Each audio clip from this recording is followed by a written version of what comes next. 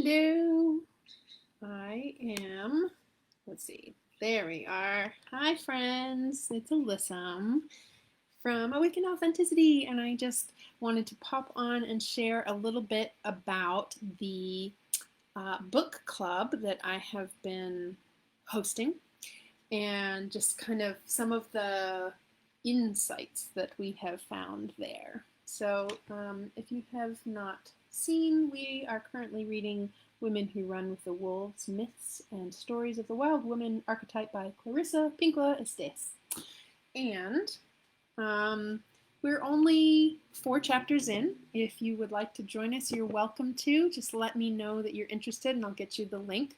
This is a book that has a bunch of different chapters, but it's not chronological or like progressive the way that a novel is. You can read chunks, chapters as chunks by themselves, and so you're welcome to join us. And you don't have to be a woman to join us. Anybody is welcome on the broad spectrum of human gender. I do think that it's really interesting. It was a book that was first published in 1992, so there are some things that are a little bit dated, but given that it was printed in 92, I think it holds up pretty well. So that's something that I am glad about, but something that I definitely keep checking every time we come to something that is gender essentialism, which she's actually generally, as often as she talks about women and then also men, she's also really good about talking about how the wild archetype is something that men are also, it's also important for men to kind of lean into that archetype. So I appreciate that she does recognize that. Okay, so the thing that I wanted to talk about today, and let me know if you are watching this live. I'd love to see who's here. And if you're watching this on the replay, you can just do a little hashtag replay so I can know that you had an opportunity to watch this. So in chapter 3, we heard the story of Vasqueza and Baba Yaga. And it doesn't even matter what the story is if you're not familiar with it. It's worth reading, and I'm not going to spoil it for you. But the author basically will tell a story, a fairy tale, and then kind of break it down really intensely to kind of help you understand more in more depth the psychoanalytic nature of the fairy tales. She is a Jungian psychoanalyst herself, so that's the background that she comes from. So, we often hear things like cooking and cleaning is woman's work, and I bristle when I hear that. I don't know about you, but that's something that just makes me really irritated. It's not that I dislike doing either of those things. I really enjoy cooking, and I like living in a clean house, and sometimes cleaning can be very therapeutic, and it's a great way to procrastinate on something else. But I really reject the idea that it is the woman's place to do it and no one else's. So I'm gonna preface everything else with I believe that the cooking and the cleaning is for everybody and not just women. But I will also say that I really appreciate the author, how she breaks down cooking and cleaning into its more metaphorical nature. And I think these are things that we can all super benefit from. So one of the things when she's talking about cleaning, she talks about laundering in particular. And I have a bunch of notes here, so I'll kind of read from my notes a bit.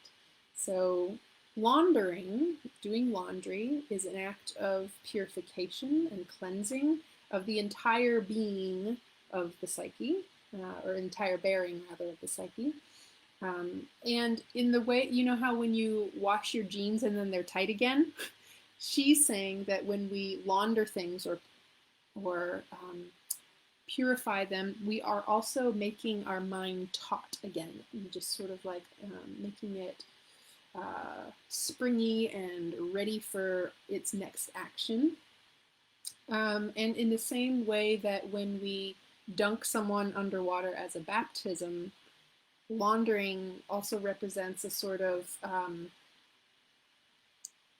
like the induction into spiritual something or other, whatever that may be for you.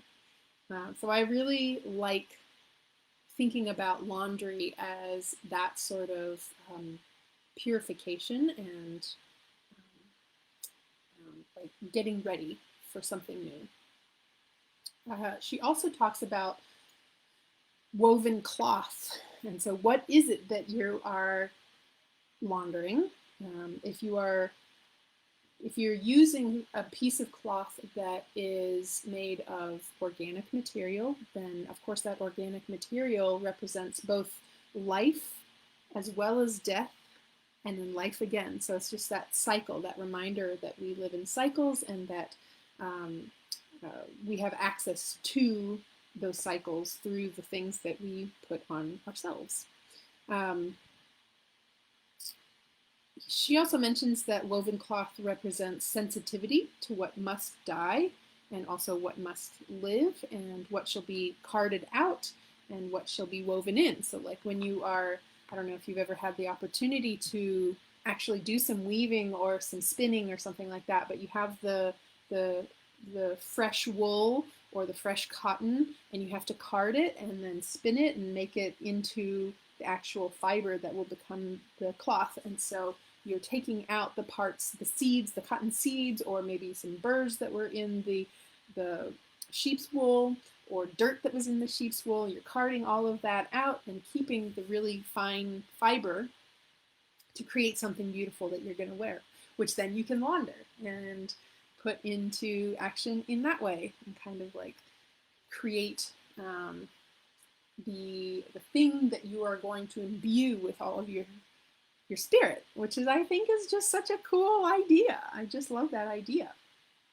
Of course, clothing represents your persona, so it's how we present ourselves, and so thinking about really taking care of that, not taking care of our persona and cleaning our persona and caring for our psyche in that way is really important. And then, of course, when we're actually doing the laundry, I think that's something that we think about a lot more often. It's just like, here we are, we're cleaning our clothes and making sure that when we show up at work, we're presentable. You can think about it the same way with your identity, your persona, and taking a moment to clean and rinse out anything that is dusty and doesn't need to be there anymore. So then the author also talks about using brooms, or just like when you're sweeping things. And she talks about how a wise woman, and she says woman, but I'm going to say person, a wise person keeps her psychic or his psychic or their psychic environment uncluttered. And so sweeping or using a broom is representative of simply decluttering, uncluttering, and just the idea that a clear head, a clear place allows you to then complete the projects and ideas that you have. So I don't know about you, but I have a bazillion projects all the time, and cleaning and sweeping my my mental clutter is probably something that I can work on a whole lot more than I currently do. Yeah, we can dive into that a little bit deeper. Let me know in the comments what it is that is cluttering your mind, that maybe ideas or projects that you don't actually need to be working on. You can just put them here so that the idea is not forgotten, and you can always come back to it, but you can release it into the world, and you never need to focus on it again if you don't want to. Or if you want to, then you can, but after you finish the important project that you already started, right? Then, after sweeping out our cluttered minds, the author talks about cooking. And I love, love, love, love the idea of how fire, putting a fire, you lay a fire in order to cook. And, you know, we think about fire as being passion. We think about fire as being, yeah, passion and get it done kind of energy. And the author is saying that, like, in order to make ideas come to fruition, we have to be willing to burn bright. We have to be willing to have that passion and to take those words and ideas that are swimming around in our brain and cook it. You know, take it something raw, like an idea, and cook it, and so that it becomes something that is actually nourishing to ourselves and others.